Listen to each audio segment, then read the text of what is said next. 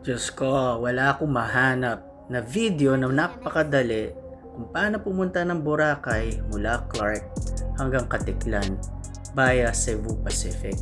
Wala akong makita, so gagawa na lang ako para sa inyo. So syempre, aesthetics, kunwari, nagsasalita, aesthetics. So papasok ka dyan sa gate 3. Sa dulo niyan, makikita mo mismo sa harap niyan ay yung information center. You won't miss it. Ayan guys, oh, ayun, kaliwa ka, domestic. Kailangan make sure naka-confirm na yung ticket mo para lalabas yung QR code. Kasi ang QR code, yun ang magpapadali sa'yo, lalo na kung handbag lang ang dala mo. So, dediretso ka lang dyan, sasabihin naman nila kung anong gate ka. Hanapin mo lang yun, madali lang. So, ayan, kung makikita mo, nahanap ko yung gate namin, dalawang grupo kami, papasok ka lang dyan, tapos sasakay ka.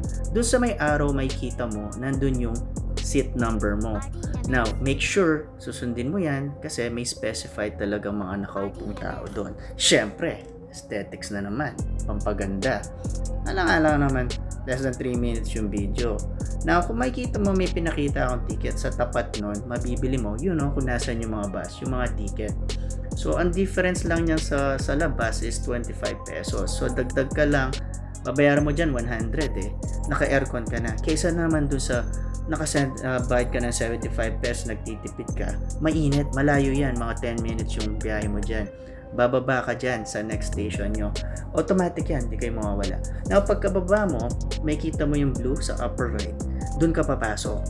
Kasi dun sa bandang kaliwa niyan, registration.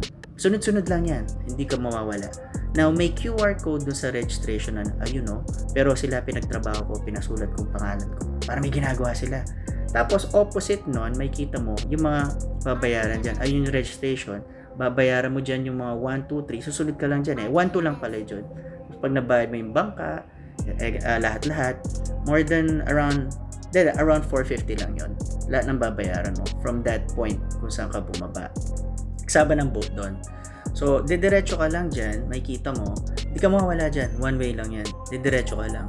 May kita mo naman doon sa ticket eh, kung anong sasakyan mong bangka. So, ayan o, yung mga taong kasabay namin. So, kasi ang flight ko is morning. Ayun o, nakikita mo sa taas ng ticket. Yun ang pangalan ng bangka. Tapos may number doon, di ba? So, yun din yung seat number mo. Ayun o, makikita mo dun sa likod. And last drop off mo ay sa Boracay na mismo.